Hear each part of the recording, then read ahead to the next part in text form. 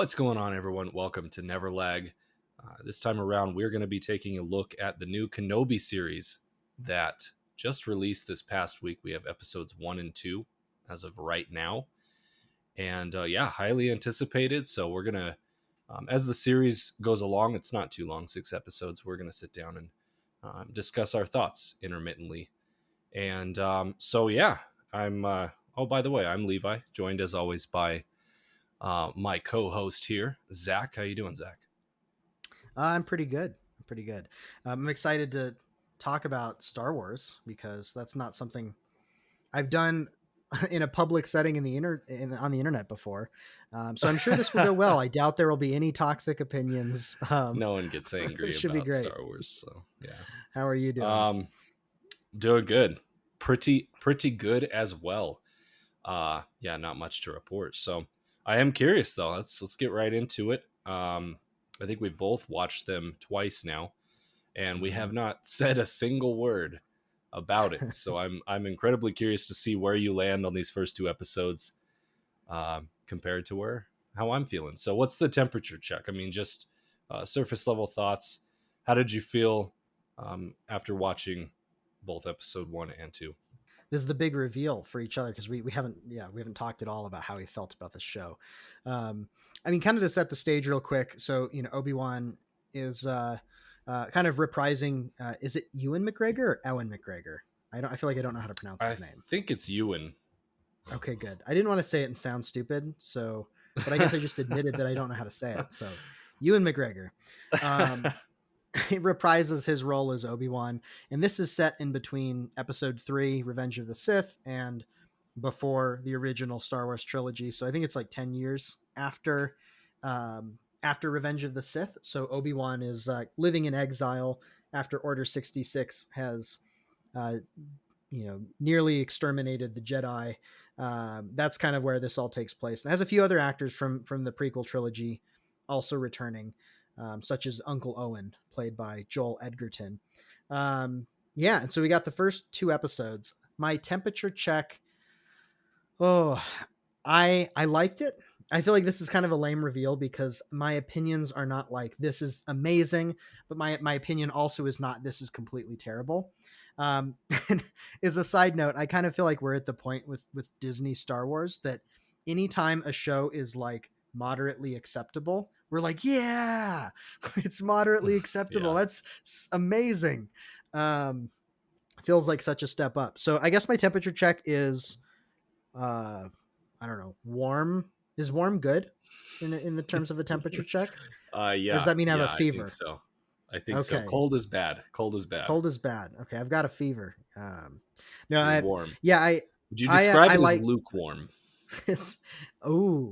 Now there's a clever play on words. What I like is we keep doing these terrible puns and nobody still knows how we feel about the show. 5 minutes in. Tune in next week. I liked it a fair amount. There's pieces of it I loved, pieces of it that I didn't care for. I think it's a decent show with some really fun moments.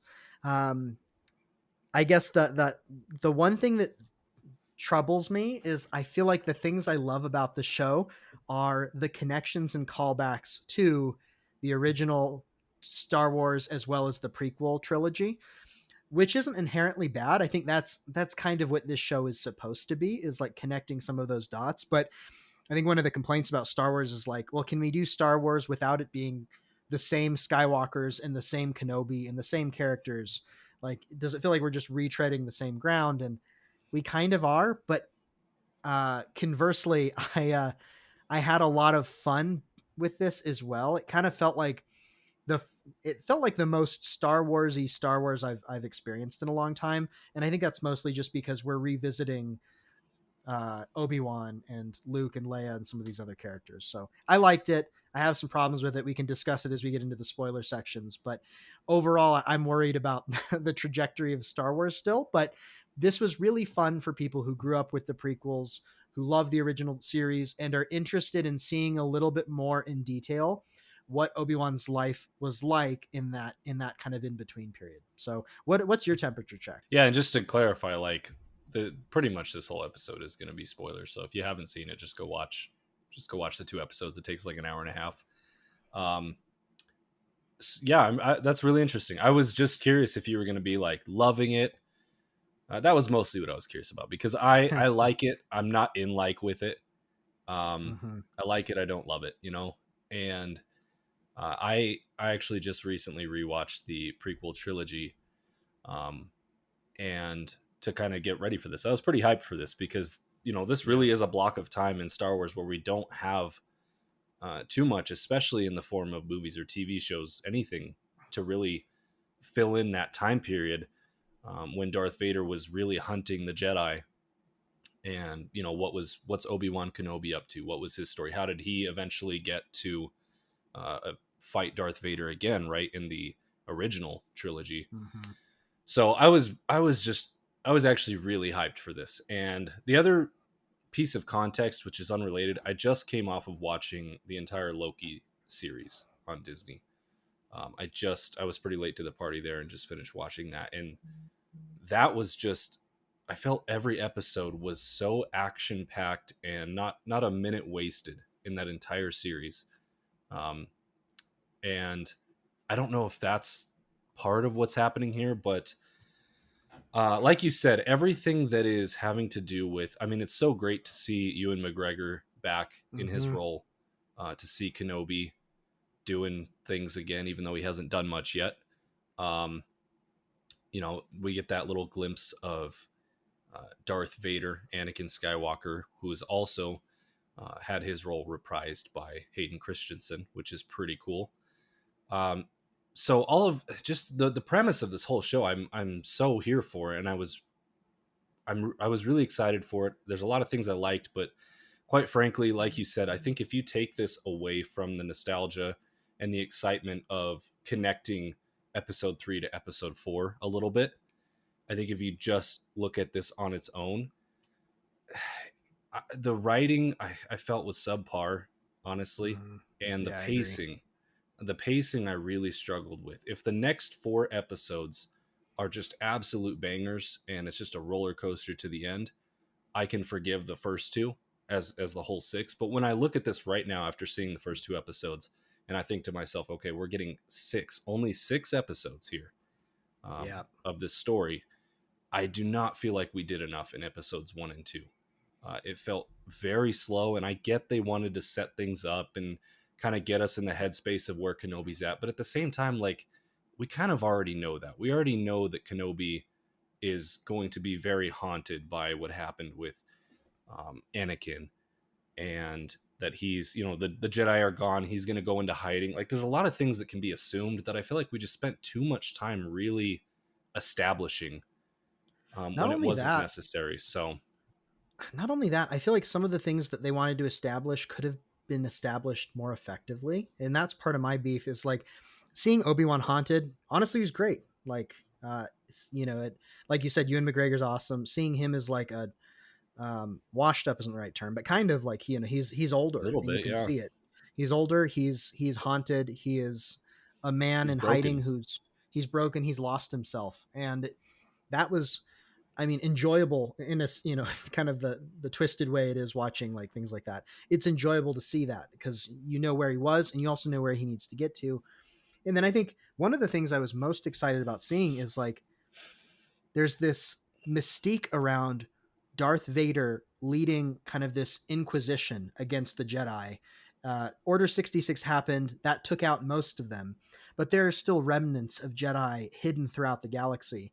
And so the idea that he has this sinister Sith force of inquisitors who hunt down and take out any Jedi that they can find is so dark, and it shows like to what depths Anakin has spoilers. Anakin is Vader. What depths Oh God. Vader has sunk to. Uh, I wanted to see some of that, and we got to see some of it. But I guess I don't know how else to say this other than it felt like Disneyfied.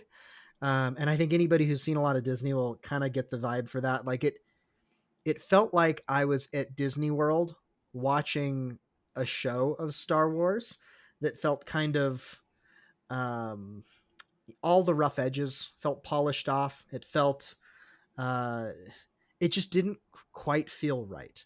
I don't know how else to describe it other than that, but I feel like some of the execution, just some of it was the writing, like you said. I think the dialogue, the script was not super good, which I guess fits in with some Star Wars we've had in the past. But that was kind of Yeah. weak. But just something felt a little bit off. Other than Ewan McGregor was great. I loved seeing him. Seeing a few of the callbacks, like Jimmy Smits, who played Bail Organa, seeing a few of those characters from the past, obviously that works well. But when it's not that, it feels like someone with a decent production budget is playing Star Wars. You know what I mean?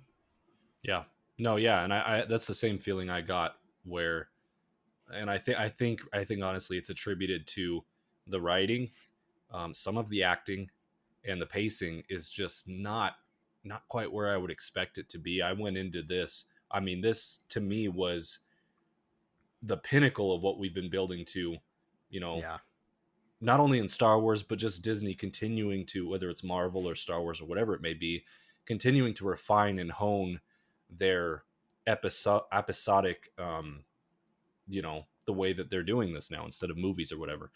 Yeah. And yeah, I was just a little bummed to find that this didn't feel like it was up to the bar of some of the other things I've seen. And that's just kind of what happens. You have different directors for things and what have you. But I really was hoping and expecting for this to be kind of a cut above the rest, which is a high Yeah. bar, admittedly, for some of their content. But and like you mentioned too, the thought of getting 6 episodes with, it was not only Obi-Wan Kenobi but Darth Vader, right? Fresh Darth Vader, just evil as can be, and the fact that we spent 2 episodes with these Inquisitors, who I will get to, I don't really care for. Mm-hmm. Just is a bummer. Like, I don't want to spend time with Riva. I want to spend time with Darth Vader. I want to see what Yeah. he's doing, even if it's like, okay, Kenobi's over here. Let's see what he's doing. Cut to Vader. Let's go see what he's doing. Like, I would have liked more of that even earlier on in the series, because like I said, 6 episodes just isn't a ton, and I feel like what we did in 2 episodes could have easily been done in one, and cut out a lot of the filler. I mean, maybe it would have been a little tight, but those are my Yeah. thoughts.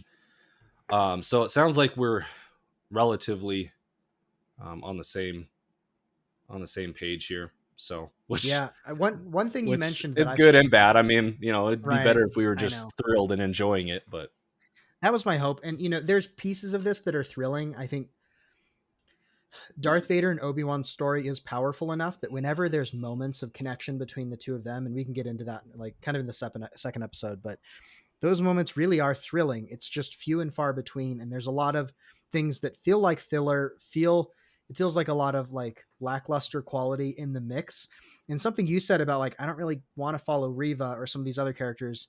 I think part of the problem is like this was sold to us is this is a show about Obi-Wan, and it's really supposed to revolve around his conflict with Anakin. And what it feels like is a show that's more about Riva and we're already in spoilers, so more about Riva and like child Princess Leia. yeah. And Obi-Wan felt kind of like a supporting character, um, in a way, which was I would agree. It was all part of a strange. setup to tell us why Kenobi is changing what he's doing, why he's coming out of hiding, Yeah, right? They needed some sort of catalyst for that to happen. I understand, but I do agree it's felt like almost equal footing between Riva and Kenobi, and I'm just like, I understand you're trying to establish this new villain, but also I don't care because I was here for Darth Vader, mm, He was the villain I wanted to see, and Kenobi was the protagonist I wanted to see. And we'll get into Riva a little bit too. I hear there's a lot of negativity surrounding her character. I haven't really looked into what it is, but I do know personally, I just didn't really care for her character. It wasn't engaging me. So with all of that said, I don't really. We're gonna kind of work this out as we go, the format for doing this. But I think from here, I took notes, kind of on a scene by scene basis. Maybe we can kind of go through each episode, just speak to different scenes, and if we have any additional comments, we can stop along the way. So actually, before we start with episode 1, the the clip that they did, the summary of episodes 1 through 3, not to be confused with the show, the actual movies, Star Wars Episode 1, 2, and 3. The little montage they did was freaking fantastic. Like That was great. Yeah. that was so, I was so hyped after watching that because I had already watched the movies recently, so I was ready to go. But if you hadn't, even if you had, I just thought whoever did that did such a stellar job of picking out all of the great bits from those movies and getting people ready for episode 1 of this show. So I don't know if you had any thoughts on that, but yeah, I just wanted to call that Yeah. out because I thought that was really well done, actually. I agree. It was brilliantly well done. It was like a 3 or 4 minute edit of a couple of key scenes from episodes 1, 2, and 3, and it was great. It got you hyped, reminded you of some really powerful moments, and kind of got you primed for, okay, I've just very quickly re-experienced what Obi-Wan and Anakin have gone through, and now I'm ready for the stage to Ready be for the set. new chapter. Yeah, and so I Definitely. think that's a double-edged sword because they did that incredibly effectively. And then going into the episode, it felt like kind of a letdown because it didn't Well, hold up to that yeah. level of excitement Yeah, and throughout the immediately to episode speak to that point, immediately to start episode 1, it kicks off with, well, actually, it starts off with the young Padawan class being attacked by during the Order clone troopers. 66. Yeah. Yeah. And so I was trying to figure out why this bit was in here. Why did we start the episode this way? The only thing I can think of is that there's a young girl that looks like she may have been young Riva. Yeah. I don't know if you That's have any pretty sure thoughts on that's that. it. That's got to be it. I'm Because I I'm was like, there is pretty no, sure. Yeah. yeah, there's no other reason for this clip to be in this episode whatsoever, right? Yep. Which So again yeah, leads me to this idea of this feels more like Riva's show Riva's than like an origin actual story. more than it feels like an Obi-Wan. And I have no issues with Riva per se. It's more of, it feels like they set the expectations that this is Obi-Wan and It's just Anakin. not the time. They Yeah, they give us this short trailer getting us all excited for the prequels, and then they veer into someone else's story. It's a mismatch of expectations, but I'm pretty sure that was Riva because there's a girl who looks, a kid who looks like she could be a very young Riva, and her hair is kind yeah, of braided similarly. And that's true. It is similar.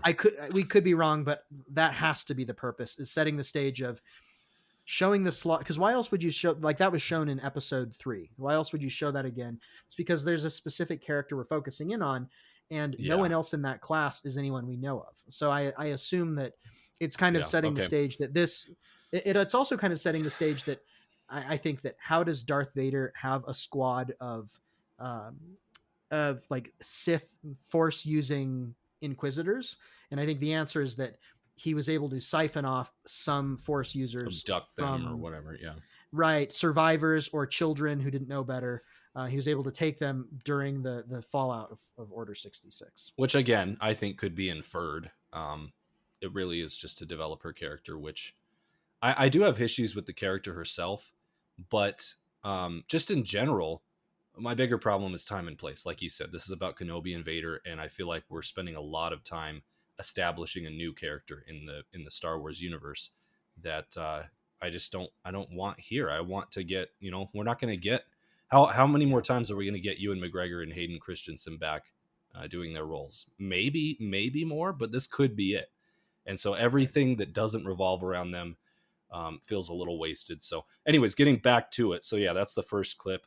Um, then we cut 10 years later, and we're on Tatooine, and we are first introduced immediately, which again kind of lends to the point that this is probably young Riva, because we're immediately introduced to the Inquisitors showing up looking all angry at everything, right?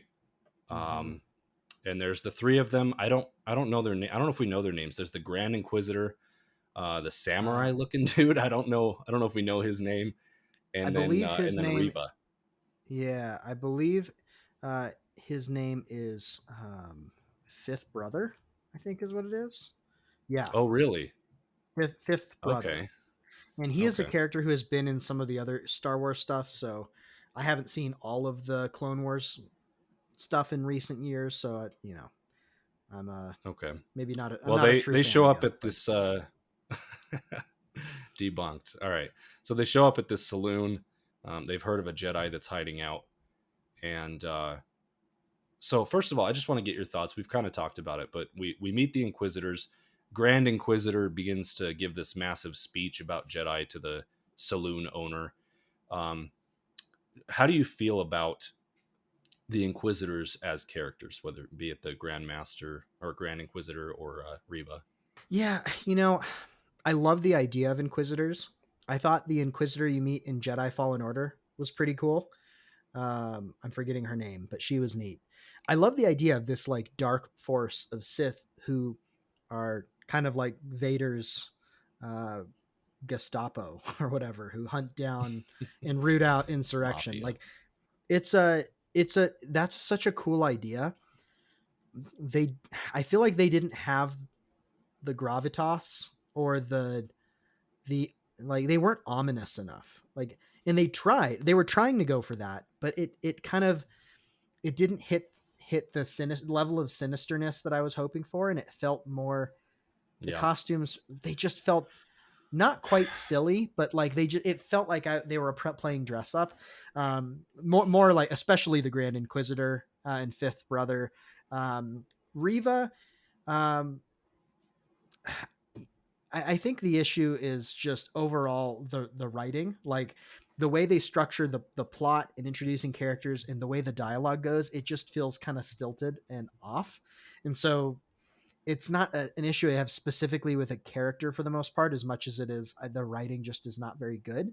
And so, in order to veer from, hey, remember Obi-Wan and Anakin in the prequels that you have this deep emotional connection to? Great, here's some other characters. To do that, to even hope to pull that off, you have to write really efficiently and effectively to get me You have to knock invested. the characters out of the park. Yeah. And I think the scene with young Reva, like you don't meet her as a kid. You just see a bunch of kids and a Jedi master trying to protect them getting slaughtered by Order 66, and that's it. So you don't get any emotional beats from the character. And then with the That's a good point. saloon, it's kind of introducing all of the Inquisitors, but you're waiting for Obi-Wan to show up, and they're there for some other guy who is a Force user. I think his name is Nari. And the point is that the Inquisitors are now hunting down Jedi, which Right. I almost like that as an opening scene better than the Jedi Temple flashback. Um, but I wish that like that scene just it felt like it was disconnected from Obi-Wan. And again, the Inquisitors were just not very sinister. Yeah. They didn't have the I weight I I was looking for. personally, yeah, I agree, and I think a lot of that goes to writing or acting, one of the two, combination of the two. Um, I don't fault them for. Kenobi doesn't need to be in every second of this episode. That's not what I'm trying to say. But the setup I'm fine with, but I do feel that the Grand Inquisitor just doesn't have the I don't know, the sinister like just presence that he should have. I would think he kind of feels um weak, and I mean it's very clear they set up the dynamic right here from the get-go that he is he says hunting Jedi requires patience, which is fine and dandy, but it also shows that he's less willing to um I don't know, really push, be aggressive, which I find is a very odd dynamic when Reva we immediately see is incredibly aggressive. She throws a knife at the saloon owner. She's had enough of his speech, which is incredibly insubordinate. And again, I just struggle with their dynamic through this entire show because if he truly were the Grand Inquisitor, I mean, he would not have put up with Reva for through that opening scene. She was clearly out of control, not taking orders, which as much as they're evil, Darth Vader's all about controlling people and people taking orders, right? He wouldn't Yeah. tolerate that. So anyways, I just found the dynamic really kind of awkward and nonsensical between the Grand Inquisitor and Reva right off the bat here. It exposes the Jedi. You said you thought his name was Nari. I couldn't remember his name. I believe it was Nari. Yeah. Yeah, he stops the knife with the Force. And then Reva pretty much attempts to kill him right on the spot. And the Grand Inquisitor again prevents her from doing so, which fine, I get. Like maybe he's a lead to something bigger or whatever. This is also when we learn that Reva is obsessed with Obi-Wan Kenobi and finding him. And then somehow Nari gets away. I've watched it twice and I don't really understand how he got away, but basically because the Grand Inquisitor just Just does. saved him and was like, "Hey, let him go. Maybe we'll." Yeah. I don't really know what the intent was there. It was a little odd. I don't know if you have any insight. Yeah, I don't know, but it made them feel like they weren't that big of a threat. I think the Yeah, Inquisitors they were should too feel like a nice. humong and just Yeah, either too nice or just not very capable. Because again, Riva's very aggressive, but it just seems like they're not very capable. The Inquisitors should feel hyper capable and super intimidating and just like a major threat, like getting away from them. And because if you think about like when we're going to get into like Obi-Wan, essentially he's denying that he was like he's a Jedi. He is running from it, and he has even like kind of cut himself off from the Force to hide. That implies that this threat is terrifying and existential. And then you meet them, and it feels like they're kind of, the Grand Inquisitor's kind of bumbling. Reeve is out of control, but it just doesn't track, like you said. Like I yeah. think it would have been more interesting to me if the Inquisitor was like more aggressive, or the Grand Inquisitor was more aggressive, and Riva was like a little bit more reluctant. Like, apparently she used to be a Jedi Padawan. Now she's part of this thing. Like if there's maybe a little bit more struggle with her there, and I imagine we're going to learn why she's obsessed with Obi-Wan. There's probably some Yeah. reasoning as to why her character is so All of this through aggressive. the lens of we only have 2 episodes, but Yeah, so maybe they'll answer yeah, this, right but now I it's feel like yeah. it would have been a more interesting dynamic if he was like, "Well, we're gonna kill you now. Like I'm an Inquisitor. We found you. There's no escape." And maybe she was reluctant and like let him escape, and he was like, Because she's "Your power," obsessed with Kenobi and thinks maybe because he's a trail to Kenobi. That makes and way more maybe sense. she still has a shred of good in her because she was a Jedi once, and she's like, you know, there's like that inner battle or something, and he says, "Hey, you're really talented, but I can't Yeah. let you make these mistakes anymore. Lord Vader has forbids it," or something like that, where it shows she can still have willfulness and be stubborn, but in a way that makes Yeah. sense given that like she's part of a power hierarchy where it's like Vader chokes people for fun. Like it doesn't make sense that she is so headstrong to the point, and like you said, it kind of undermines the impressiveness of what the Empire is. Not that the Empire is good, but their level of Or at the very control and least, the like, Grand Inquisitor. You can't take him seriously from that moment on. and he represents Vader, and so like Vader's elite force should Yeah. be terrifying. So I think those are some of the problems I have, and I don't know what all of the opinions are online, but I feel like there's probably a lot of people who have some similar feelings that it's just not meeting the weight of that. Those are kind of where Yeah. my issues stem. It's more of like systemic about what all of that implies versus a specific character choice. Yeah. Welcome to Neverlag, where we rewrite the first episode of Kenobi here. So I can already tell we're Oh. going to go way long if I go through all of this. So I'll try and break it down a little more simple. Next, we meet Obi-Wan Kenobi for the first time. He's Mhm. living his average Joe life, blue collar work out on a pretty sweet fish in the middle of the desert somehow that he's doing his work for. Um, his commute sucks. He leaves work, he has a commute back to Tatooine, and then he rides his alien camel all the way out into the boonies where he lives in a rock. We find out. So that's what Kenobi is up to. We have a little interaction with a Jawa, which is pretty enjoyable. I thought that was Mhm. a nice little scene, and I love how he says I don't know, his air conditioner or something is broken, and the Jaw was like, "Oh, you're in luck. I have just the part." And Mhm. Kenobi's immediately like, "If you're gonna steal my parts and sell them back to me, could you at least clean them just as a courtesy?" And the Jaw was like, "Cleaning costs extra." I thought that little interaction was pretty solid. Yeah, Let's see here. Where do we that was a good go ahead? moment, and I think those are kind of what I was looking for. Is like I want Obi-Wan's character coming through, and those are moments where the show is shining a little bit more. Yeah, it was a good one. So we see Kenobi is haunted by what happened with Anakin, which of course he's still trying to connect with Qui-Gon Jinn, it seems, but he's clearly cut himself off from the Force, so that's kind of Mhm. an oxymoron there.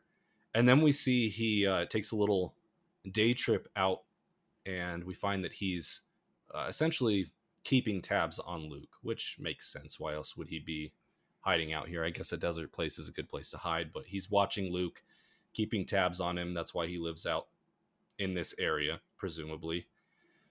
Um, let's see what happens. Let's see. So then I Oh, think Nari seeks him out. yeah, The yeah. escaped Immediately Jedi. after that, Nari comes.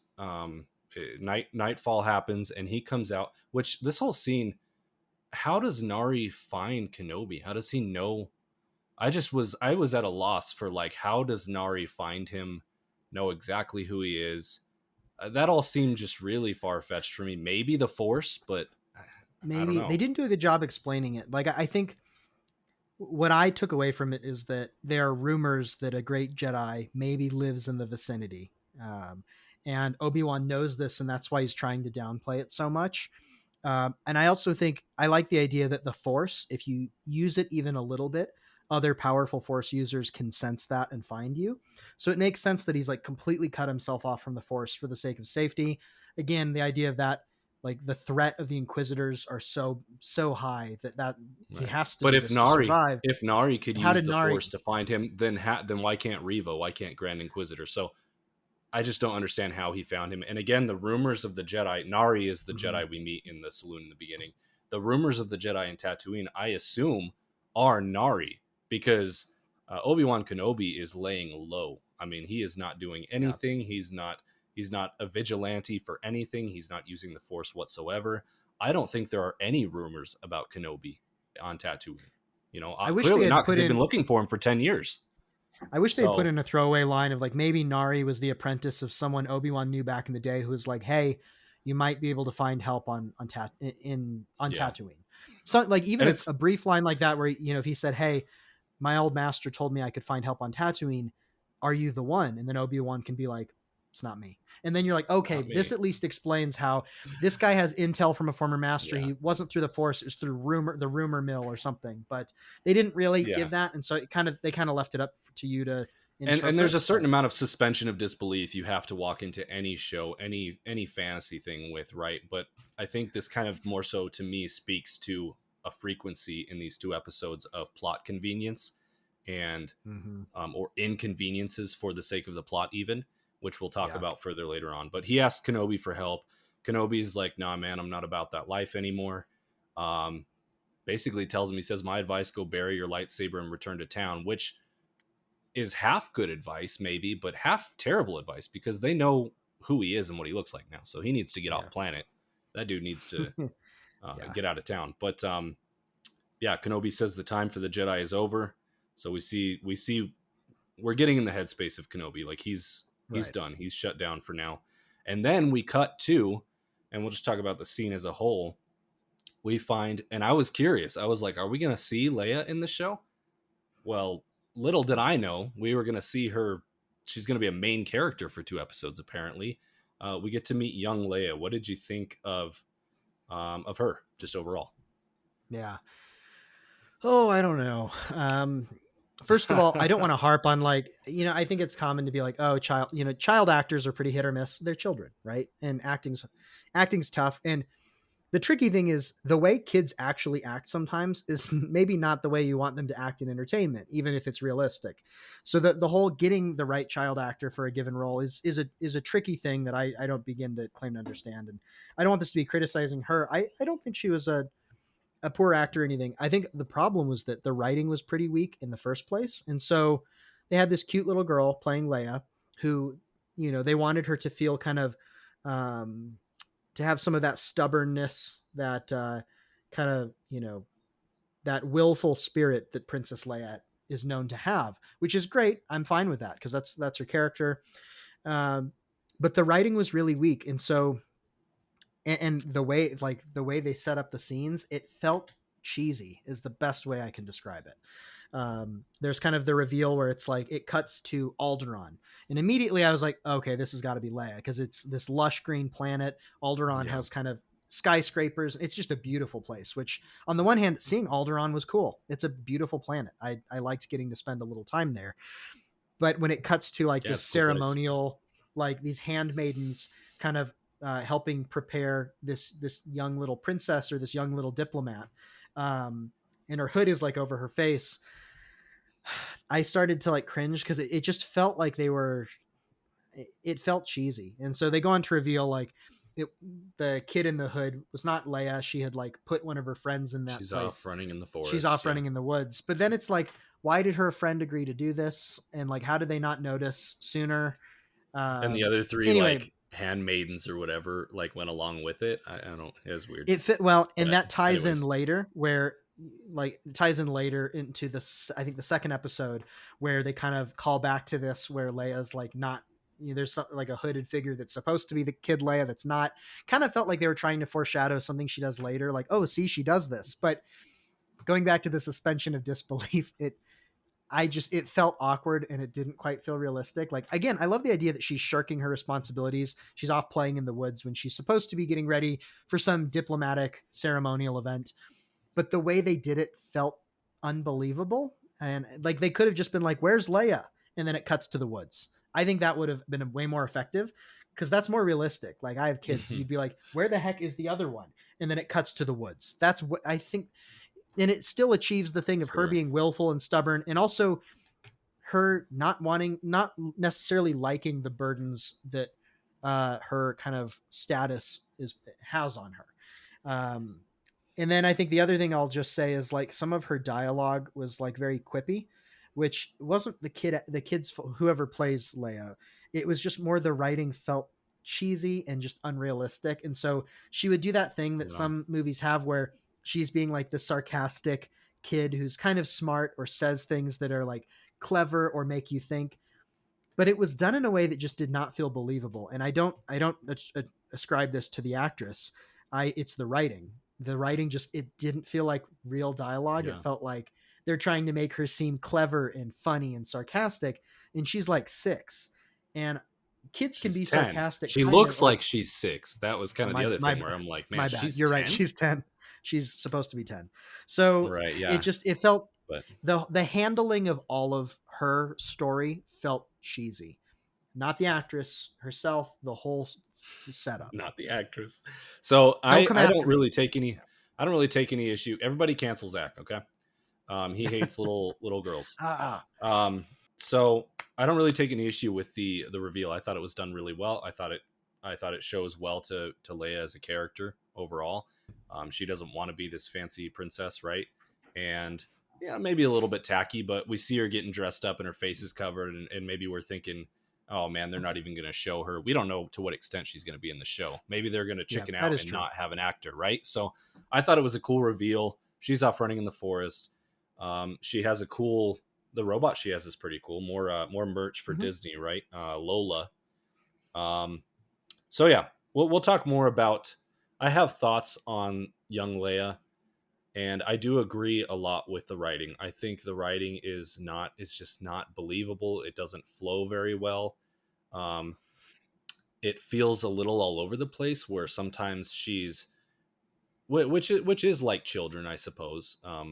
To be, in one moment incredibly obnoxious or stubborn or whatever, and then all of a sudden she's intuiting. Can you see that? She's using just immense amounts of intuition to say something about someone, and you're like, I don't know if that's the force or what. I don't know where that's coming from a 10-year-old, but we'll get into that a little bit more. Let's see. Then we cut back to the Inquisitors. We're back on Tatooine, and we see Grand Inquisitor is nowhere to be found for some reason, but we have Samurai Inquisitor there along with Riva. Samurai Inquisitor is like, tell us where the Jedi is. There will be rewards, trying to give a treat. And Riva is immediately like, or I'll just kill all of you, basically. And she just starts threatening people. She cuts off some woman's hand like immediately. And then she starts threatening, and this is all with Kenobi looking. He's nearby, kind of hiding. And she starts threatening Owen. Amazingly, what a coincidence. She walks right up to Owen and asks him if he has a Jedi, and Owen's like, no, and he's very convincing. And she basically is like, if no one tells me where the Jedi is, I'm going to kill Owen and his family. And very tense moment. What's going to happen? And then again, the samurai, I'm going to call him the Samurai Inquisitor because I don't know his name, Fifth stops him. brother. And fifth brother. Fifth brother But stops I her, prefer Samurai and Inquisitor. I like Samurai Inquisitor. I think it's pretty good. So again, we see this dynamic. They're clearly establishing this dynamic. Riva is gung ho, just do whatever it takes to find Kenobi, to get things done. Which, on one hand, I agree with her. I feel like she represents better what the Inquisitor should be, but by the Mm-hmm. same token, it's just a confusing dynamic because I think Yeah. her insubordination would not be tolerated for a second. So, let's see here. Then we go back to and there's some dialogue between Samurai Inquisitor and her, which I just want to bring this out because I thought this was especially bad dialogue here, where he pulls her into an alley and starts kind of chastising her, and she's giving him a lot of lip back, right? And the two sentences like back to back that I was just like, man, that is just not subtle, not, I don't know, not well done. But he basically says, you won't find Kenobi. We spent the last 10 years looking for him. She says, maybe you've been looking in the wrong places. Mm-hmm.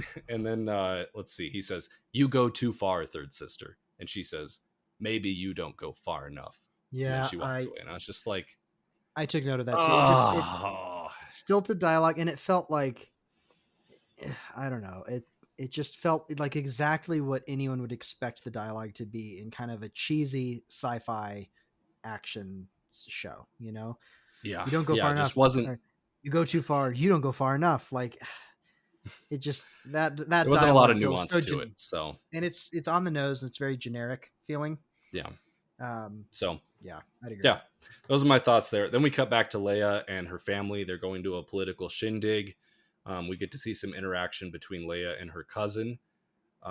She thanks droids, and her cousin is like, you don't need to think, you don't need manners when talking to a lower life form. And she says, then I guess I don't need manners when talking to you, which I thought was the perfect level of Leia sass. Like, I thought that was so well written in that moment, very believable, and just well executed. That was a good moment, I thought. Yeah, it's yeah, the writing is sometimes serviceable and sometimes not. It's like you said, a little Yeah. all over the place. Yeah, and then she during that conversation, she also uses this incredible intuition she apparently has, which I don't really recall her.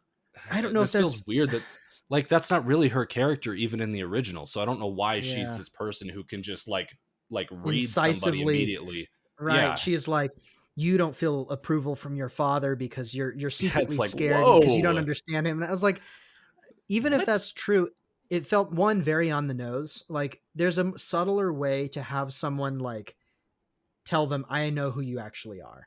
And she's a kid. So even if my problem is, even if she's using the force and that's giving her this uh, a better intuition, she's still going to voice that from the lens of a child.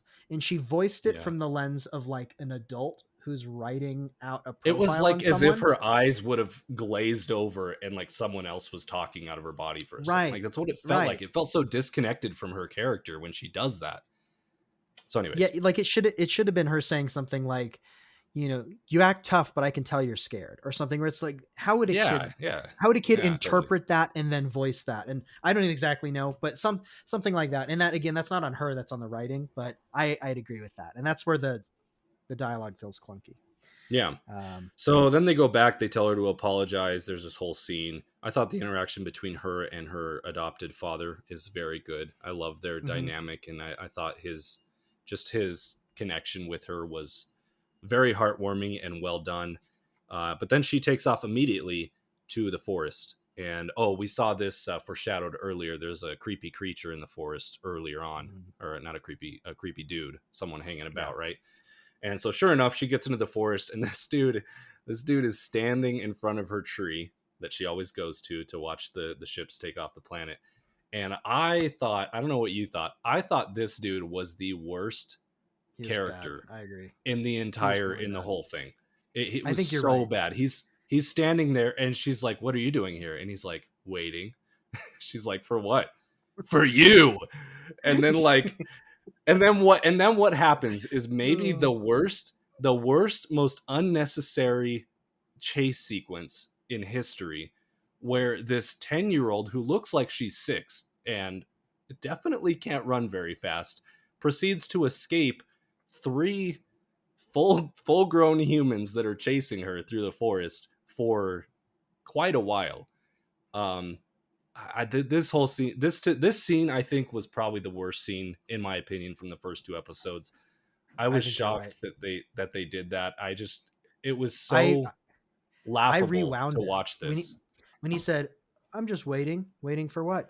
Waiting for you." Like I rewound it and watched it again and laughed out loud because it felt so stupid. Like it felt like I don't know, like it It felt was like a so villain bad. from a 1930s A cartoon or something. caricature of a villain. Yeah. Yeah, and it's like again, this could have been done.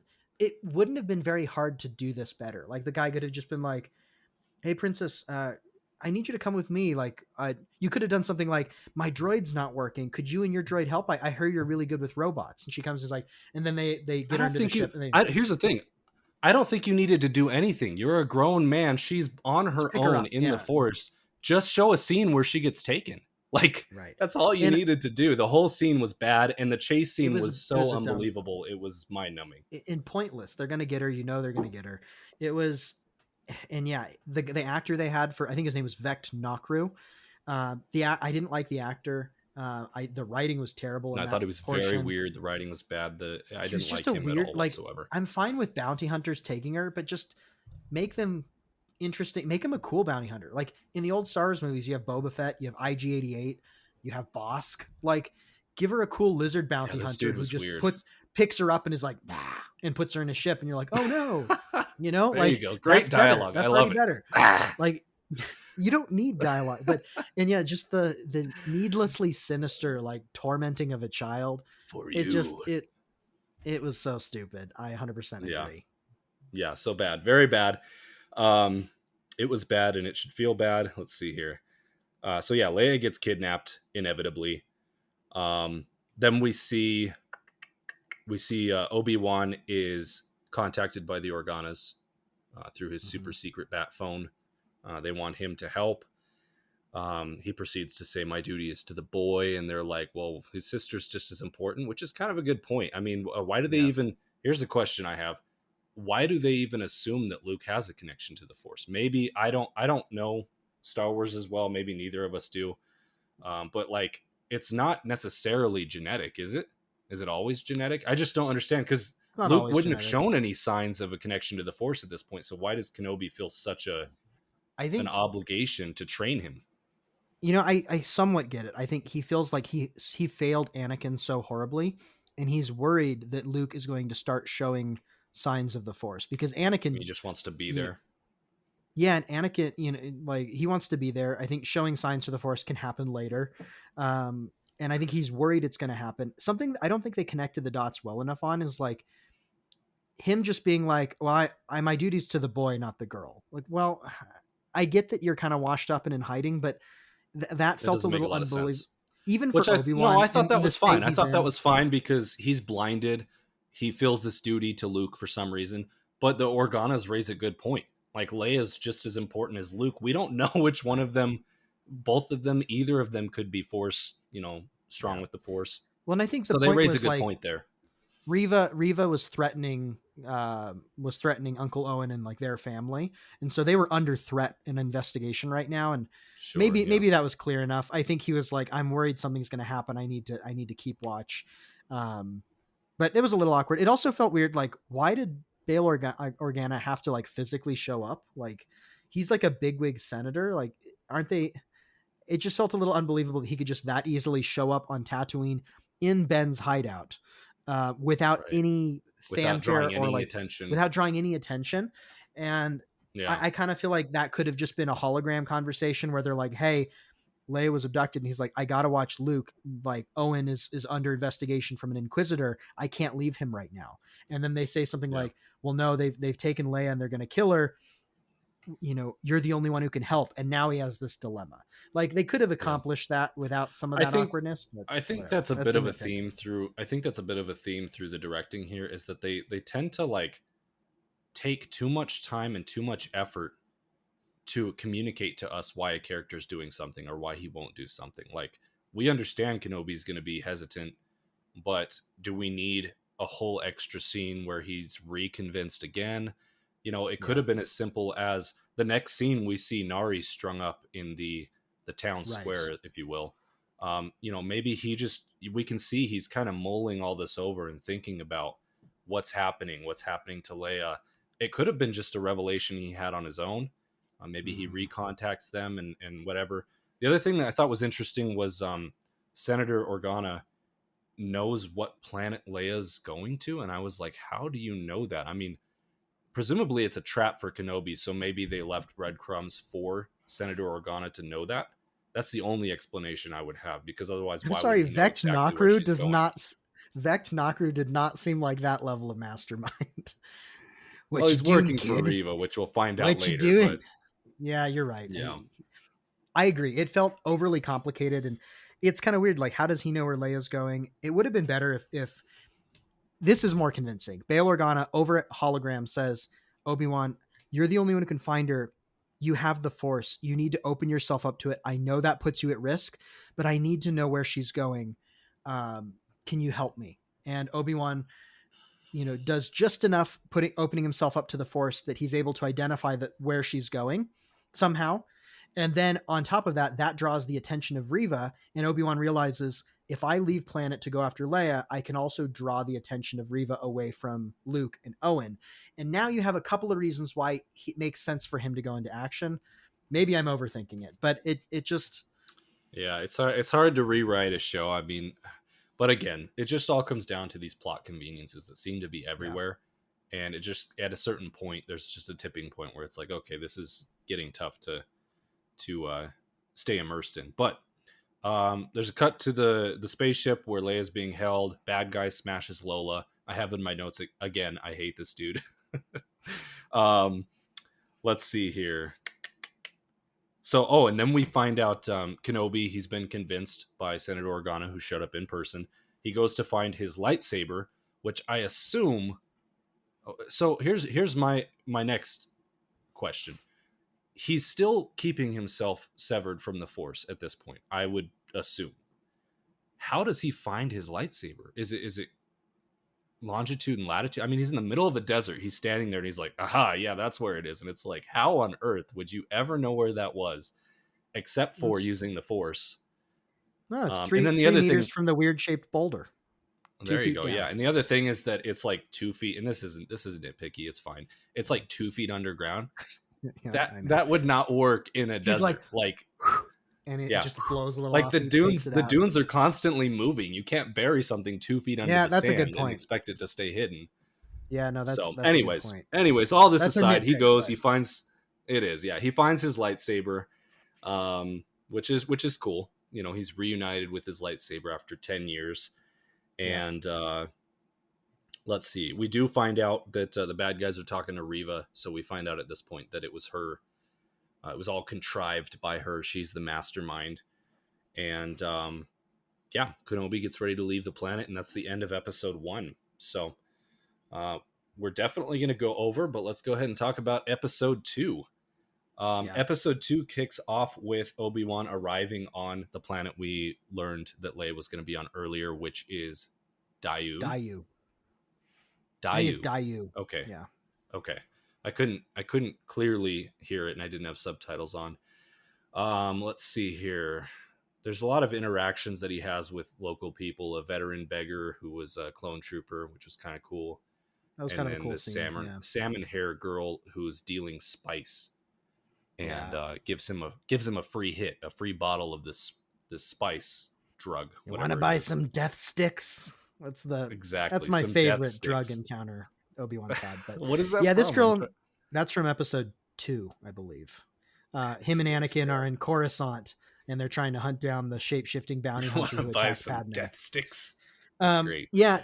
The pink-haired girl was, I thought she was okay. It kind of showed like this is a rough part of town, and it kind of showcased like, what might happen to Leia if he doesn't find her. Yeah, totally. It's the ghetto. So that was fine. That was, yeah, I thought Kind of that the ghetto. was her Kind of plus like cyberpunk, kind of ghetto. yeah, kind of cyberpunk. Her plus the begging clone trooper. I thought that hit the right notes for me to be like, this is Yeah, a it's bad good. part of Good town. setup. It shows the Yeah. fallout. Yeah, that's all. That was all good. So Then he from there, meets, yeah, he meets yeah, that. from there, the little kid brings him to Haja. Yes, He Haja says Estri. there's a Jedi, Haja Estri, and we meet Haja. And as soon as I saw him, I was like, seriously, this guy? What are we doing? And for the first 30 seconds, I was like, oh my gosh, this is so bad. And I was like, he's fake. But then he uses the Force, right? He's helping Mhm. this mother and her daughter, and you see him like force grab a microphone, and then he's like doing the whole entering someone's mind across the microphone. I don't know, across a vast distance to say, hey, you're gonna let these people off the planet. And so Mhm. at this point, you're like, he can't. This is all fake, right? But how is he doing all of this? Kenobi's watching the whole thing. What did you think of, just off the bat here? What did you think of Haja immediately and overall? Well, I'm a little torn because I like, so he's played by Kumail Nanjiani, who I like. I think he's funny. I've liked him in a lot of things. His He plays the character same was, character in everything. he does play the same character. He was amusing, which I kind of like having a jokester type character. Definitely comedic But relief. he was, yeah, and I legitimately find him kind of funny. So that was fine. The problem is because he plays a very similar character, it was hard not to be taken out of it. Like it felt like, I loved him in like Silicon Valley or stuff like that. And so it just felt weird to see him kind of playing the same character in Star Wars. It took me out of it a little bit. Even though I don't think he's a bad actor, I do think he's funny. It just felt like an odd choice and an odd placement. And again, this whole series feels like they don't quite know what to do or how to handle the mix of things they're doing. That's kind of what it felt like. At first, him doing these force things was a little weird, and I guessed it shortly before it happened. But you're going to find out he's not actually a force user; he's a con artist, which I like that idea of a con artist pretending to be a Jedi for personal gain, who's kind of like a roguish type person who's a But little apparently, he charming. also has connections. He has a bit of an operation going on because the dude he was pretending to mind meld Was with or going along whatever with it, right? was going But along with it. Yeah, my issue is that if the and he's got magnets in his hands that right, I liked all of apparently look that. like the My Force. But yeah, my issue is like that felt like kind of a funny, interesting scene that undermined the larger picture of what they were trying to do. And what I mean by that is the Inquisitors are meant to be terrifying and they instill fear and dread. They're hyper capable, supposedly. The first episode, we already talked about how some of the choices the showrunners made undercut that. I feel like he undercuts this because if the Inquisitors are this dark and terrifying that Obi-Wan literally won't admit to knowing anything about the Jedi, he literally has cut himself off from the Force to the point where he can't even talk to Qui-Gon, and clearly that's something he desperately needs. Like, Obi-Wan is this scared and he's powerful, like a former general of the Clone Wars. How is this guy so nonchalantly impersonating a Jedi for practicing personal being a gain? Jedi. Like, yeah, like, and people can Yeah, find this guy. Like, yeah. it felt unbelievable given the circumstances we're supposed to believe. And so again, the And scene itself was kind of funny, but maybe the fact is that since he's not a Jedi, he really is in no danger, right? Because they can Riva, tell. they can tell he's not a Jedi, so maybe they just don't care. Maybe that's the reason. But I But will that agree doesn't with work you. because if So Obi-Wan is able to cut himself off from the Force and they can't tell where he is, it would lead me that's to a good believe point. that they can't all, if you've really cut yourself off, they struggle to tell. And so But if he's it feels but this unbelievable. Jedi this assumed Jedi is practicing. He is helping people. There are rumors of him, True. so Yeah. that wouldn't quite match up, right? He would be actively performing Jedi like duties. But Yeah. the character as a whole, at first I was like, "Whoa, this is the wrong show." Um, I kind of grew to like him. He did provide good comedic relief. I thought the writing for his character was good and then bad. I thought at first it was pretty good. I liked the dialogue between him and Kenobi, where he says he needs help. Which also, why does Kenobi think? Well, he says he's a rat and he knows more about the sewers than anyone. So okay, Kenobi asks him Yeah. for help finding Leia. Makes sense. He says he's going to charge him this fee, and he says, "Oh, this is before he reveals he's not a Jedi because he's like the light Right. is so unforgiving to my kind." And Kenobi's like, "Okay, how much?" And he says this astronomical fee, and Kenobi's 500 like, to find her, "My, 300 to take you to her. yeah," and Kenobi's like, "My, that light is unforgiving." And then Hmm. Kenobi immediately reveals he's not a Jedi. So I thought that whole scene was done really well. His character as a whole, I enjoyed up until his final scene, which we'll talk about later. But I do think that overall, his happy-go-lucky, nonchalant character really feels dissonant with the theming and just everything that this show kind of feels like it's supposed to be. It just kind of they felt like they were opposing, in my opinion. Let's see here. So, the other thing is at the end, he says, "Can I trust you?" And he's like, "Definitely." And it was a Yeah, funny interaction that between was the two good. of them. Yeah. Yeah, Yeah, I think my issues with him feeling dissonant is more of the overall writing doesn't really know what it's doing, and the choices it's making scene by scene don't mesh well with the overall show. And so those are more structural issues I have, where it's like moment to moment I like him. Yeah, we can keep going. yeah, yeah. I agree.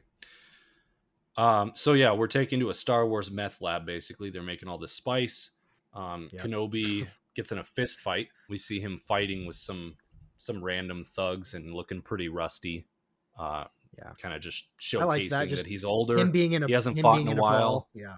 Hmm. Yeah. Let's see. He eventually. Oh, he gets. He springs the trap. He walks into the room. Surprise! It's not Leia. It's this dummy or whatever. The bad guys are there. They do more bad dialogue, and then he throws the free spice that he got on the ground and puts his mask on, and all the bad guys start tripping balls pretty hard, and he escapes. He goes and finds Leia. Immediately gets hit in the nuts, which was which is pretty funny. Leia apparently had broken um, her ties or whatever and was preparing to escape, which is I think very Leia like. Yep. Let's see here. Let's see here. Oh yeah, I also have in my notes. Obi-Wan is very resistant to getting hit in the nuts because he like is immediately fine. Um, but anyways, Leia says, where is the army?" Rather snarky as she has been through the whole episode. Yeah. They escape. Leia continues to be very sassy this entire time. I felt overly sassy. I felt like it was just kind of beating us over the head with how sassy she is. I mean, she's been Yeah, I agree. kidnapped. She's with, strange, presumably violent men on a different planet for the first time in her life. I understand she's strong and resilient, but she was again very kind of nonchalant. Everything is business as usual, being Yeah. sassy, taking lead and command over Kenobi. It just all felt a little over the top, unbelievable in I'd my agree. opinion Like I here. think So she would I I would think she would be a little more accepting that my father sent you. Maybe a little skeptical, but that yeah, I felt understand like some skepticism, but like it kind of it felt overdone.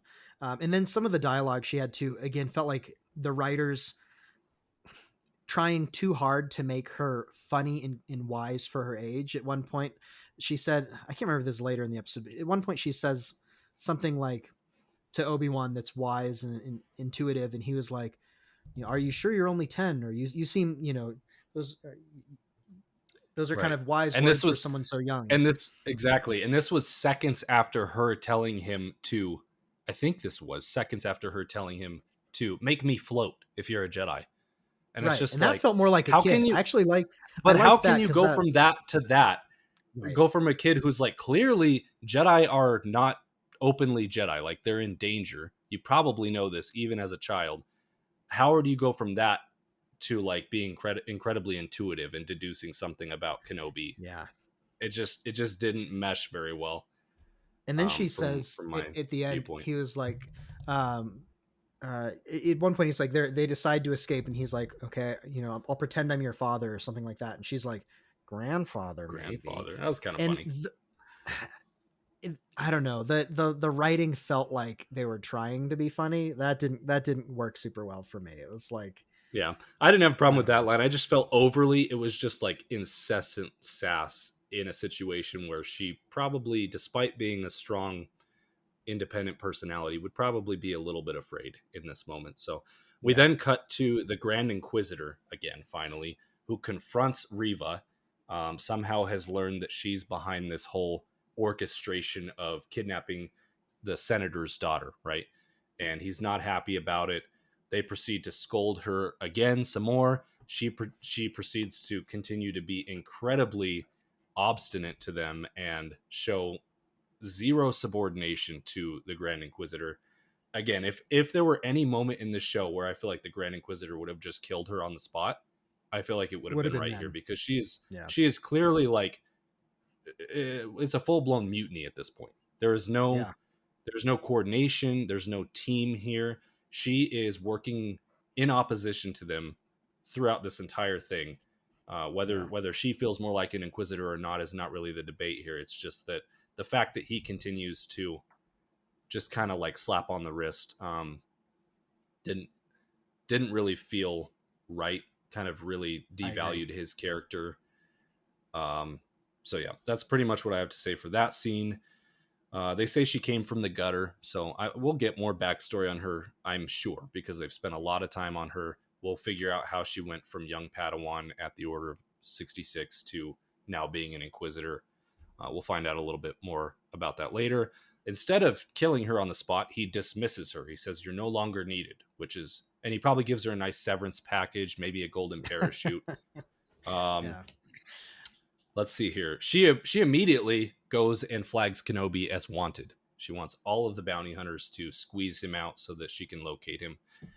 Um, let's see here. Thankfully, I have in my notes. Thankfully, the entire city is very open about bounties, and it's like on every screen everywhere. And Kenobi sees immediately that he's wanted, so he's on high alert. Let's see here. Leia continues to say Jedi very loudly and question Kenobi. Oh, this is the point at which she asks him to make her Hmm. float. So for a smart kid, she is very dumb, is what I wrote. But it's just that opposing. Like, she's incredibly intelligent and intuitive, but then she's like screaming the word Jedi in the middle of the streets. Surely she has some sort of context for that, right? I don't know. You would Um, think so. let's see. That's tough. Haja Estri. He finds out Kenobi is wanted. And I Mhm. thought that scene was pretty good, because the little kid who was kind of in cahoots with him brings him the wanted thing, and he's like, "We had him," and Haja's like, "Oh, that's embarrassing." Um, kind of showcasing that he's a very, what is the word, duplicitous. I don't know. He's out for Yeah, his own gain, he's no a matter con what. man. Yeah, he's a con He's a artist, rogue. right? Continuing to show his character there. Let's see here. Oh, Leia. This is the point at which Leia sees that Kenobi is wanted, and this whole scene again, not to beat a dead horse.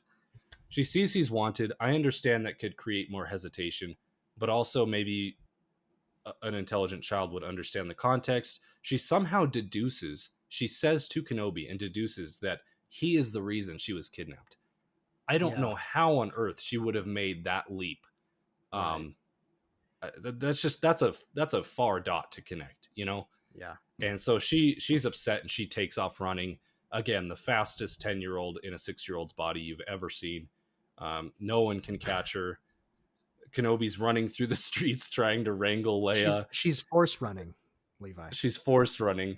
right? And so then Kenobi has to fight these thugs who see that Leia's running through the streets and he's wanted, right? It's a bad situation. At one point, Leia runs right by Kenobi and he's like, "Leia, come back," instead of like grabbing her. This is a Hmm. very dangerous situation, but she continues to run. She makes her way to the rooftops eventually, and little tiny Leia is jumping rooftop to rooftop, and Kenobi's chasing her, can't catch her. Eventually, all of the bounty hunters are on the roof, um, and basically they're suppressed. They're suppressed under fire.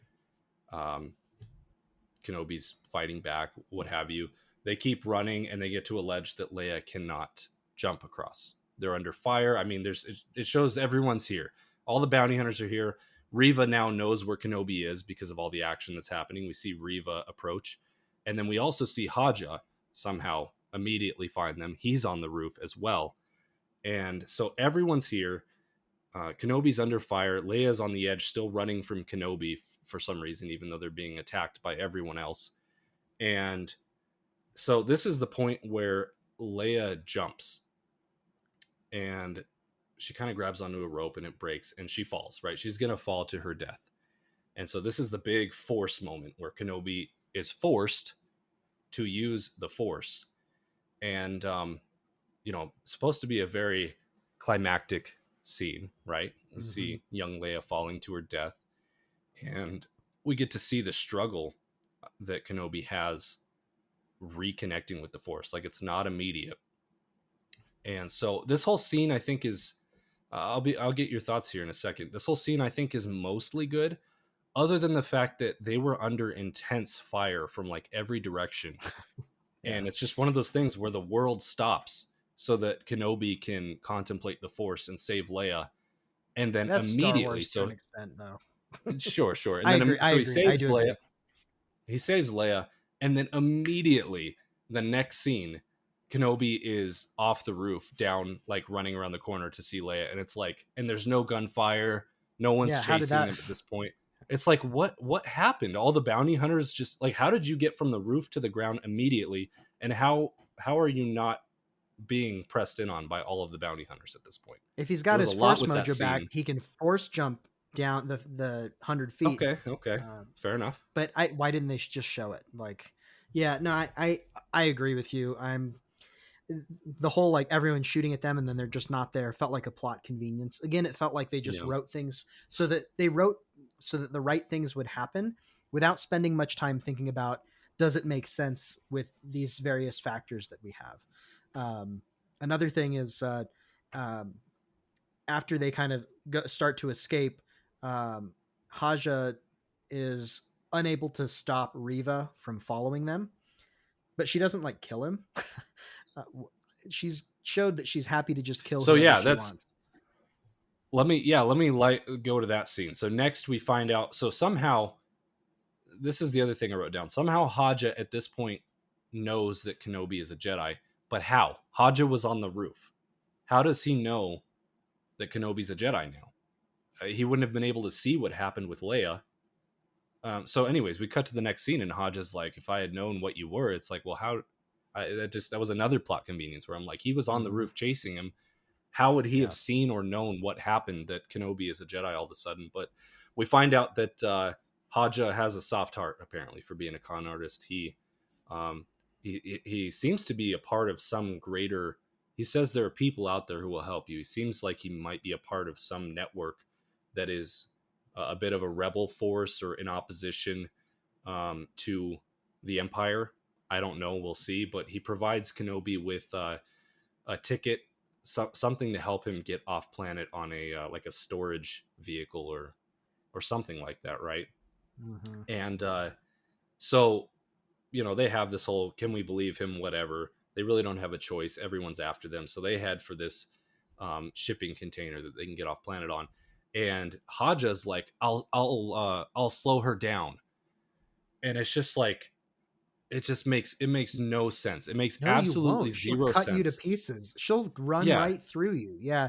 First of And all, this is like personifying the dissonance between the intensity that it feels these moments should have, and then I felt like this was the worst line of dialogue for Haja. I liked a lot of his stuff, but when he confronts Riva, it's just so over the top, nonchalant, humorous. I mean, yeah, she's terrifying. She's probably about to kill you, right? yeah. She uses the Force on him, and he's like, "That wasn't magnets, was it?" It's just all so lighthearted. It was a lot. And then the other thing is that Riva didn't know where Kenobi was. And so why do you need to slow her down? That makes no Mm-hmm. sense at all. It puts you in danger. And then ironically, it's the only reason Riva finds out where Kenobi is going. So that whole thing was just a disastrous plot convenience, nonsensical scene, in my opinion. But go ahead. You Yeah. had something to say. Yeah, it felt ridiculous. I feel like Haja being quippy and funny and goofy as she's like torturing him with the Force.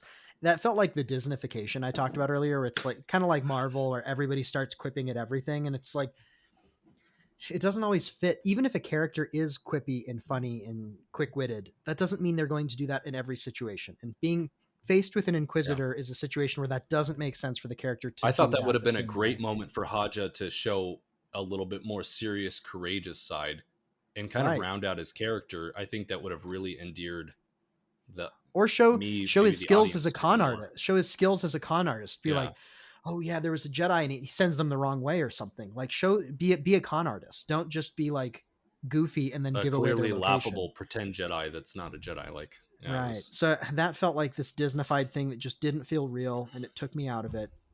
Yeah, Then also she doesn't kill him. Like you're trying to make us believe that Riva is this brash, murderous person who can't be contained, and yet then she doesn't kill him for some reason when he's an accomplice of the Jedi. It just doesn't make sense to me why she wouldn't kill him when she's been trying to kill yeah. everybody. So And it all of that undercuts her, like the intimidation factor that she is supposed to have, because she could be intimidating. I think she has got this intensity, but all of these other decisions kind of undermine what, like, how people react to the Inquisitors. People should be terrified of them. yeah, yeah, I agree. And like I said, I just felt like they needed a reason for Riva to know where Kenobi was going, and this was Yeah. the conclusion they came up with, and it just felt really loose. But so then we cut to Kenobi and Leia. They're entering the port where they can get to this shipping container to get off planet. And I thought this was a pretty good moment. This is where Leia gives her little speech about, I've been shot at and this and that and all these things have happened. If someone's trying to help us, I think we should take it. And Kenobi's like, you remind me of someone I used to know. And she says, were they a Jedi too? And he might have said she. Was she a Yeah, Jedi she too? said, And was he she a says no. Jedi? Yeah. Yeah, no, she was a leader. And it was just like, oh, That was good. I thought that was a good moment where it just really kind of pulled at the heartstrings from especially just having wrapped up episode 3. And so I thought that scene was pretty well done. And it was a callback that Just made sense contextually. Like they were no longer being shot at. They had a moment to talk, and it's very natural for Leia to be asking about, oh, you, this person you knew. You know, it makes sense that he would be thinking reflectively about this well, and girl who also he's just connecting with. For Obi-Wan to be thinking about that too, because this is the first time he's met Leia. He doesn't know Right. Leia at all. His last connection is with her mother, and so he's processing this little human who reminds him so much of his friend. So And he's kind yeah, of been it was living good. in reverie. Like he is a broken shell of a man who just remembers the haunted, how haunted he is by his past. And so when he looks at her, he sees his failure with Anakin, with Padme. So that his question, or like his statement to her, made sense. And then her question of, oh, was she a Jedi, makes sense. He's a Jedi. And then he was like, I thought that was a great way to call back Padme and hit those emotional moments in a Yeah. way that it worked, whereas many of the other things in this show were not working. We're talking about what's good right now, Zach. Quit calling back to what's bad. we'll get there. There's more. So no, now Riva enters the scene because she knows where Kenobi is. Right. They hide. He sends Leia to the cargo ship with the little ticket or whatever it is that's going to activate the ship, and says, if I don't make it in time, take off without me or whatever. And so Leia's gone. It's just Kenobi hiding behind all these shipping containers. Very ominous scene with Riva in her red lightsaber glowing and just kind of stalking through this warehouse. Pretty good stuff. We see that Kenobi is like seriously, he's looking at his lightsaber, seriously contemplating turning that thing on for the first time in what we can assume is over a decade. And you can really see it, just kind of feel him not wanting to, at all costs, not wanting to turn the lightsaber on, right? And just as Riva is about to find Kenobi, she's interrupted by, guess who? The Grand Inquisitor, who is Kenobi's best friend, apparently. And the most annoying And boss ever. yeah, exactly. What are you So, doing, Riva? before no. This is important. Before we get to that, Riva is having a dialogue with Kenobi, by herself, right? Kenobi's not responding, but she's talking to him while she's looking for him. And she says something to the effect of, don't worry, we're not going to kill you. Not yet. You're not going to die. Not yet. I'm going to bring you to him. And then she goes on to reveal to Kenobi, who thinks Anakin is dead at this point, that Darth Vader is in fact Anakin Skywalker. And Yeah. I mean, correct me if I'm wrong, but that was not a known thing. Even through the It's Empire, like, people didn't know that Darth Vader was Anakin Skywalker, like maybe a handful of people. So why does Riva know this? That and was even if my she does, biggest. so blasé and just saying it. Like that should Well, it's be fine. I think she's trying to get a reaction out of Kenobi. That makes sense. I don't understand why she would know this at all. Like well, she's assumedly a peon. Like she gets right. scolded by the Grand Inquisitor at every chance. I just don't know how she would That's know the that. type of thing though that like Vader is so against that information being out there from like other things we've seen in the universe that a Yeah, peon totally. voicing that would get them killed. And I think that's why I have an issue with her saying that because I would think she's smart enough to know this is information I shouldn't be saying. So I don't know, maybe she uses it, but it was weird that she just had that information and just said it. And it felt like kind of a weird spot for her to just voice that. Like that's such a climactic thing for Obi-Wan to learn. I guess it made sense for him to learn this earlier in the show rather than later, but it Yeah. just I don't know. I It think wasn't I think it it didn't hit made the way I'd hoped. if I knew or believed how she came by this information, I'm fine with the entire scene. I think it makes a lot of sense. If you were going to spill this information to anybody, it would be Kenobi, right? You're trying to get a reaction out of him of some kind. Shocking him with this news could get a reaction out of him. It could Yeah, leave that's him in a true. state where he's so mentally processing things that he's weakened or can't really focus, right? So I'm fine with the whole scene. I just think that of the two episodes, this is the craziest thing where I'm just like, does Disney not know it's Star Wars lore? Like, I just don't. This felt like such a Yeah. just. It didn't make sense. It didn't make sense that Riva Well, would have this information whatsoever. and So because we don't really know anything about Riva, we don't like if they had given us a little scene where we learn how she's connected to all of this, that might have worked better. I assume they're saving that for a later episode where we learn, yeah, oh, here's who Riva is and here's why she cares about Kenobi. But the fact that we maybe don't it'll have that explain why she information, knows that. Maybe. I imagine they will in some capacity, but the fact that we don't have that information yet makes that really weird that she knows that. So Yeah. yeah, Yeah. So, anyways, just as she's about to find Kenobi, Grand Inquisitor shows up and just arbitrarily getting in the way. She says, "I have Kenobi. He's here," and he's like, "Well, I don't want you to screw this up." And again, their whole dynamic just doesn't work very well. But the Grand Inquisitor again does not view her insubordination as a threat and just is standing right next to her with her lightsaber drawn and is like, "Watch yeah. this." And she just proceeds to stab him through the gut with a lightsaber. And you're like, okay. Maybe he was just the worst Grand Inquisitor of all time. Maybe he was truly just bad at his job. Vader, but That wouldn't would Vader that have, would explain everything. Yeah, right. like you said, Vader wouldn't Vader's so tolerate that. controlling. How come he hasn't taken care of this? This guy's the Grand Inquisitor. He was such a He's just weak not very idiot. intelligent. Like, Yeah. yeah, I had the same reaction as like he is like, oh, and she just stabs him, and I was like, really? Like, that's it? Like this That's guy, it. one, Like, I this guy's knew the she was Grand. gonna kill him. That's where we were going. But the way it Yeah. happened and just his stupidity just didn't make sense. So No, and shouldn't he have felt in the Force that she had some intentions or something? Like, yeah, I like feel I like don't she know. should have stabbed him in the back or something, so that at least it's like, oh, she caught him off guard. She's powerful, but Yeah. so is he. But it felt like he's supposed to be this powerful Inquisitor, and she's just like, boop.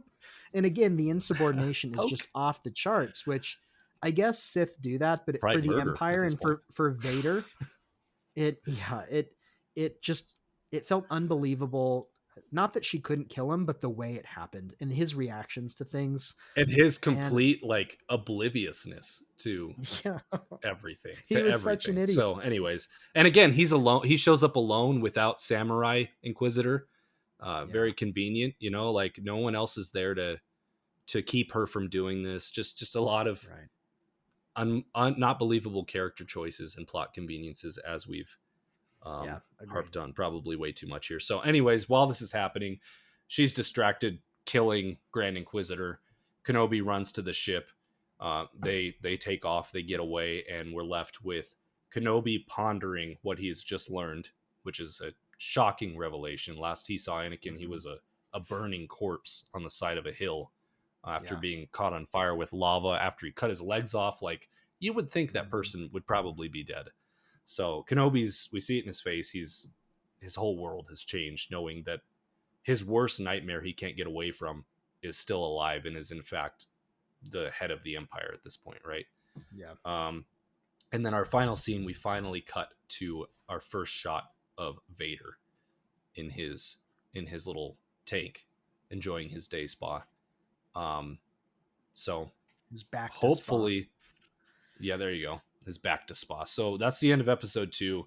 There's our bundle of 2 episodes. Hopefully, assumedly, we're gonna get a heavy dose of Vader in the next episode. We just saw him for the first I time. I Like I hope said at so. the outset, yeah, like I said at the outset, I really hope that episodes 3 through 6 are just nonstop thrill rides with Kenobi and Vader.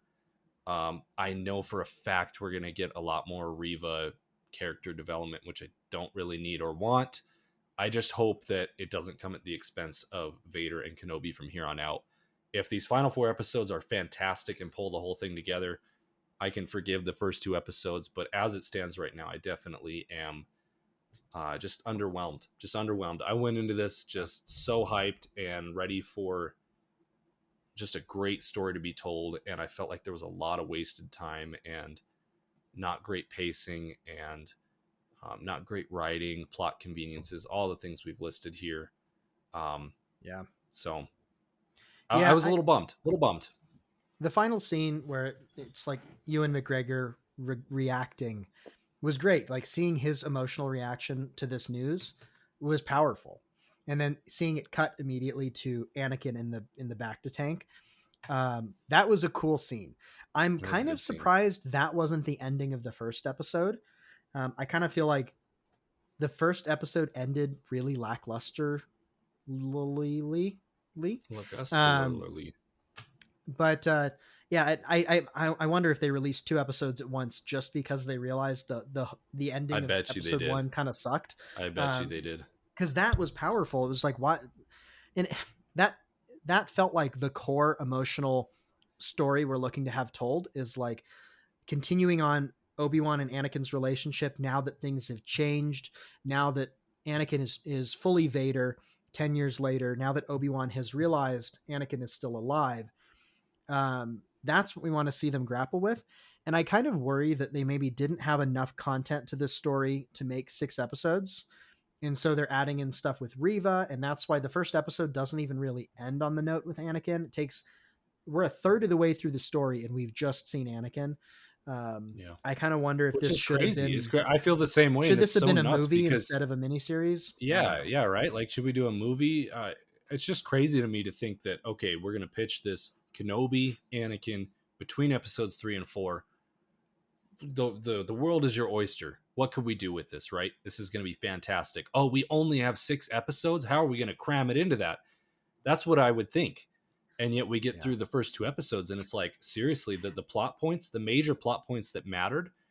I feel like this could have easily been 1 episode. It would have been way more impactful, and it just wouldn't have wasted as much time. So We've only got 6 hours to examine this broken, powerful relationship between 2 beloved characters of this universe. So we're going to focus for a couple hours on Reva and the bounty hunter Vect Nakru. And it's like, no, please stop. we'll get Please. Vader Anything in but that. episode 5. Yeah. Yeah. That Which was my fear after this episode, which I hope isn't true because we did see him at the end of episode 2. But I'm like, I swear, if they don't have any yeah. real meaningful Darth Vader content until like episode 5, I'm gonna Yeah. lose it because I what was the point of this entire thing? I wanted to see Vader being just a complete boss, running around the universe, being the his yeah. peak villain, killing Jedi. Like that's what I'm here I for. want to see him kill a And powerful we get Jedi. Reva. I want to see him like I would love it. Let's say Nari was a powerful like Jedi who got found out. I would love for Vader to show up and take care of him. And that was like the Inquisitors found him and then Vader kills him and it's terrifying. I would love to see Yeah. Vader like dealing with his duties as like the right hand of the Emperor, like dealing with him. I don't know, a mutiny, like seeing him in Yeah, there's action, just so many. being There's so many other things I'd rather be seeing right now than watching being a leader. And these bumbling inquisitors. You know, so And if we have Reva, who's like an apprentice of Vader, who's up and coming and learning from him, I actually think that could be interesting, but connect it more to Vader. Like the whole premise of this show is we care about Obi-Wan she and feels Vader. That's why incredibly we're watching. disconnected from Vader, She right? feels, and it's crazy as she doesn't have to be. And maybe she isn't, but the way it's been handled makes us She not feels like she care. is. Yeah. Yeah. So Okay. I'm cautiously optimistic. we've been harping on a lot of the things we don't like. Overall, I liked it. It hit enough notes that were fun to see that I'm looking forward to seeing the next 4 episodes. But I'm worried that they're going to continue doing the things we've been complaining about and not hit enough of the meat of, you know, Vader and Obi-Wan and really delving into that. Yeah, I feel the same way. I'm still looking forward to it. I'm hoping that at the end of these 6, it's just a nice solid chunk of good Star Wars where we get Kenobi and Anakin Skywalker doing their thing. I hope that we can feel that way at the end of it. But yeah, I definitely have my concerns at this point. Not only from the fact that we haven't gotten Vader yet, I'm hopeful he'll be in the next 4 pretty heavily, but mostly just from seeing where the writing's at, where the plot development is at. Those kinds of things I don't think you can expect to change from episode to episode. I'm pretty sure this entire thing was directed by the same person, so It is. I Yeah. think what we got is kind of what we're gonna get. I just hope it's more Vader and Kenobi going forward, which it probably should be. So hopefully that I alone can make it much better. I imagine we will get some more of them. Like I really don't think we're not going to, like, I think we'll get some of that. I hope it's significantly more and not just continuing to sprinkle it. And then at the end of No, episodes, I want 5 it. and Yeah, 6, we that's what I have mean. That's an what I mean by interaction. Yeah. significant chunks. I want the majority of these episodes from here on out to Yeah. feature either Kenobi or Vader in them. Yeah. And if they don't, if we're still getting 10% Vader through these next 2 episodes, that's going to be a pretty major disappointment. And I